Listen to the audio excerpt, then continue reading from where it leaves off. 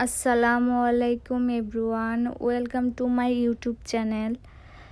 কে কোথা থেকে আমার ভিডিওটি দেখছেন অবশ্যই কমেন্ট করে জানাবেন।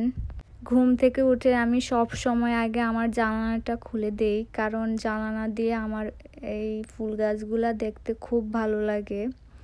আর জানালা খুলেই দেখি অনেক বৃষ্টি পড়তেছে আর ফুলগুলো অনেক সুন্দর করে ফুটে রয়েছে। এগুলা দেখতে আমার খুব ভালো লাগে। কার কার এরকম ফুল পছন্দ অবশ্যই কমেন্ট করে জানাবেন। আমার বরাবরের মতোই ফুল অনেক পছন্দ, আর ফুল দেখতে কার না ভালো লাগে। এই তো বৃষ্টি পড়তেছে আর আমি ফুল দেখতেছি। দেখতে দেখতে অনেকটা সময় পার করে দিয়েছি। তারপরে মনে হলো বৃষ্টি পড়তেছে যেহেতু রান্না বান্না করে ফেলি। রান্না করতে যেয়ে ভাবলাম আজকে যেহেতু বৃষ্টি তাই খিচুড়িটাই প্রেফার করি। খিচুড়িটা তো সবসময় বৃষ্টি হলেই খিচুড়ি খেতে ইচ্ছে করে। সবাই হয়তো বা এরকমই, আমরা বাংলাদেশি যারা আছি সবাই বৃষ্টি হলে খিচুড়িটাই পছন্দ করি বেশি। তাই ছটপট মুরগি ভিজিয়ে দিয়েছিলাম, মুরগিটা রান্না করব আর খিচুড়ি রান্না করব, পাতলা খিচুড়ি। তারপরে আমি তাড়াতাড়ি করে মুরগিটা কেটে নিয়েছি আর এখানে পেঁয়াজটা ভেজে নিচ্ছি। আমি আজকে মুরগিটা কষিয়ে রান্না করব।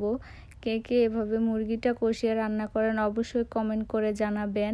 আমি পেঁয়াজটা লাল লাল করে ভেজে নিয়ে গুঁড়া মশলাটা দিয়ে দিব, তারপরে মুরগিটা দিয়ে দিব।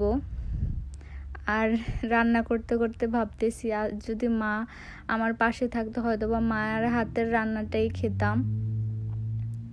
এই তো আমি গুঁড়া মশলাগুলো দিয়ে দিয়েছি।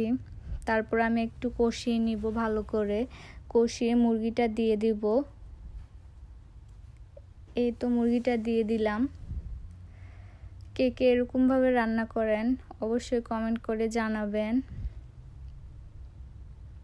আমি শর্টকাট রান্না করার জন্য এরকমভাবে প্রায়ই রান্না করে ফেলি। বাংলাদেশে থাকতে তো মার হাতের রান্নাই খেতাম। কখনো রান্না কি জিনিস ওটাই রান্নার কাছে যেতাম না যে আমি রান্না করব কি। আর বিদেশের মাটিতে নিজেই রান্না করতে হয়, নিজেই সব কিছু করতে হয়। খুব মিস করি মাকে। এই তো আমি মুরগিটা কষিয়ে নিচ্ছি। আর জাপানের ওয়েদার সম্পর্কে একটু বলি। জাপানের ওয়েদারটা এরকম যে এই রৌদ্র তো এই বৃষ্টি। কখনো কখনো তো এমনও হয় যে বৃষ্টি এক সপ্তাহ ও এরকম একটানা হতে থাকে। এই হলো জাপানের ওয়েদার। আর এই ওয়েদারের মধ্যে যদি পাতলা খিচুড়ি আর মুরগির ঝোল না হয় তাহলে তো চলেই না। এই তো আমার রান্না হয়ে গেল। আমার রান্নাটা কেমন হয়েছে অবশ্যই কমেন্ট করে জানাবেন।